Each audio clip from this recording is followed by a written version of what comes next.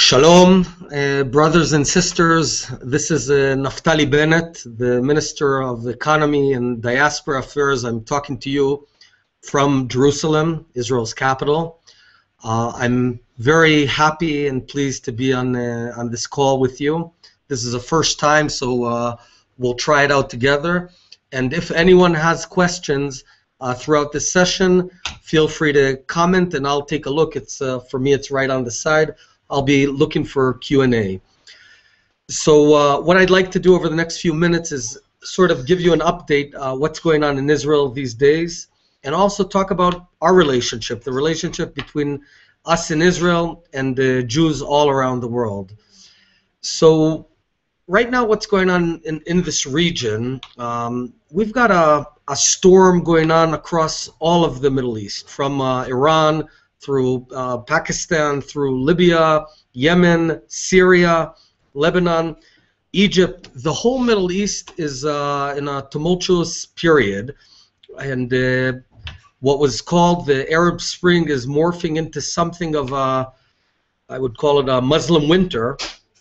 My sense is that this is here to stay. So it's not a matter of a few months or even years. It might go on for 10, 50 years, or perhaps even 100 years of this new era where the nation states in the Middle East are falling apart and it's entering something more tribal. And in this storm, Israel is a pillar of stability. I like to call it a lighthouse. Israel is a lighthouse in this storm. What I mean in being a lighthouse is that we're very strong and stable. We've got a very powerful economy, one of the most powerful economies in the world today, which is very high-tech and startup oriented. We also have a very strong military in Israel, the IDF, the Tzahal, which is by far the strongest army in the region. And we have deep roots that go back thousands and thousands of years. So we're very strong. But you know, a lighthouse is not only about being a strong tower. A lighthouse also needs to project light. And we're doing that in the way we manage ourselves as a country. In that I mean the way we treat our minorities. We have 1.5 million Arabs with full equal rights. In Israel, women have full equal rights, not like in Saudi Arabia or many areas in the region. Let's just keep it as it is. Thank you. Sorry. And we're also in our economy, we're now morphing into what I like to call a lighthouse economy, which means businesses and fields that we not only do well for Israel, but we also do good for the world. I'll give you an example. All around the world, we're acting in 5 fields: the field of water generation and water technologies, food and agriculture, alternative energy, life sciences, and cybersecurity. Those 5 areas are areas where we not only can do well for our businesses, but also do good around the world. In India, for example, we have set up dozens of model farms where we train Indian farmers and teach them how to increase their production. So, for example, I visited a farm in the middle of nowhere in India. We trained in that farm tens of thousands of Indian farmers every year. One of them told me that they increased their cucumber production tenfold within a year using Israeli methodologies and technologies. In Africa, we're setting up desalination plants. In America, do you know that Israeli technology protects you when you go to bank online? 80% of North American online banking transactions are protected by Israeli companies. Millions of people around the world have stents in their hearts, which are designed in Israel. So really, we're trying to be a lighthouse nation and do tikkun olam, fixing the world, which is the Jewish, I guess, raison d'etre, and that's what we're doing right now. And in Israel right now, things are very vibrant in our startup community. every day there's hundreds of new entrepreneurs roaming around and starting up things. And this is very exciting. I also want to talk to you about our relationship. And by the way, I view this this conversation as a first, but I hope we'll do it on a regular basis. And in terms of our relationship, the relationship between Israel and the diaspora. So to be fair, Israel for many, many years viewed the diaspora and Jews abroad as a source for aliyah, as a source for people who can come to Israel and help populate Israel. We also, to be honest, viewed the Jews in the diaspora as a wallet where we can raise money. But we don't need money anymore. Israel is a very strong economy, very low employment rates, and we also realized that not all Jews are going to come and live in Israel. So we realized that the diaspora is here to stay. And you know, for thousands of years now, there's been a diaspora. Ever since the destruction of our first temple, we had our first diaspora in Babylon. So it's been going on to this date. Now the main goal is to strengthen the bond between Jews abroad and Jews in Israel. That's our new mission. And to that end, we're initiating a strategic project where we have to rethink and redesign our relationship. Think of ways, how do we get closer? One wonderful example is Taglit Birthright, where every year we bring tens of thousands of Jews from all around the world, and the Israeli government, with partners, funds these visits, 10-day visits here in Israel, and it's a wild success. But we need to think of more new ideas, how we can connect. Now we've got the money, we've got the budgets, we've got the objective, but we don't really know how, and I'd love to hear from you ideas how we could go about that. You could certainly share that with us on my Facebook page. Before I continue, I just want to look and check whether there's any Q&A, any questions that you guys have, or any comments, and I'll address them. So one moment.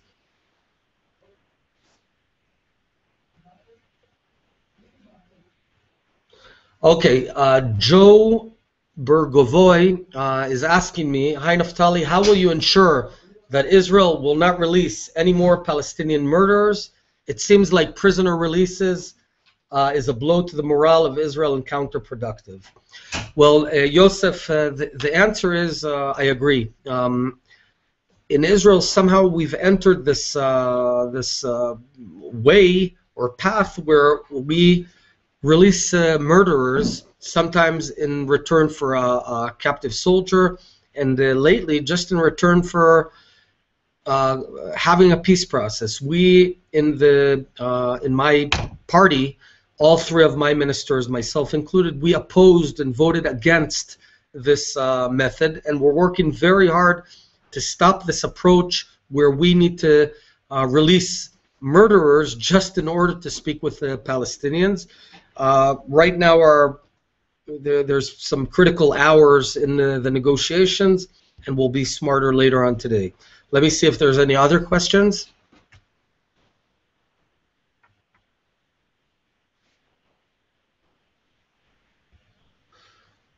Samuel Sakal is asking me, will the cabinet address the World Jewry Joint Initiative, the one I just spoke about, and vote on a preliminary budget? The answer is yes. We're, over the next few months, going to wrap this up and bring it to the Israeli government.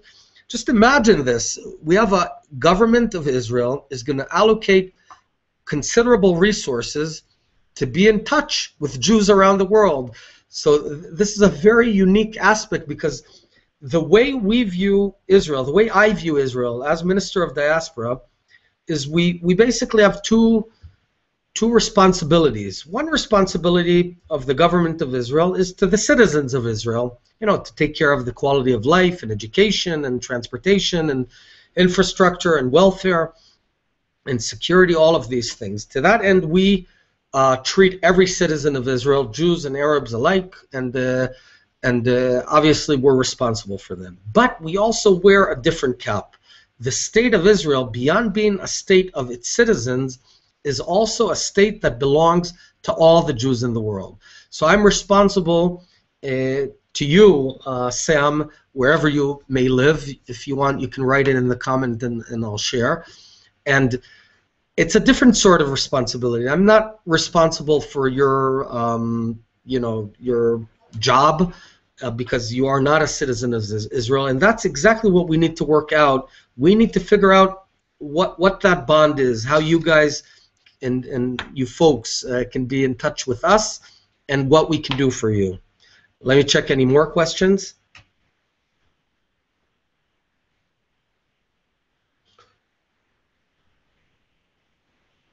Okay, Ellie Cohen is asking, what can we, by the way, one of Israel's big heroes, his name was Ellie Cohen, so that's a good name to have, Ellie. What can we on college campuses do to help that relationships between Jews in America and Jews in Israel? It's a good question. I think the first thing is to get as many Jewish students to become part of the family, because the Jewish nation is a big family. Just imagine that, when I run into a Jew, wherever I may be, I could be in Canada, it could be in South America, it could be in Russia, in Europe, immediately there's a bond. There's something that connects us, even though we never met. We're brothers and sisters. And the second thing is realizing that every Jew has a bond also, one that goes back 3,800 years. So our direct ancestors are Abraham and Isaac and Jacob and Moses and King David.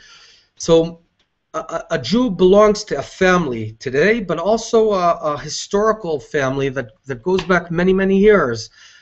We need to create that family environment everywhere, on campuses and beyond. But again, I want to ask you folks to come up with ideas how we can relate to each other, how you folks can contribute to Israel, how we can help you out.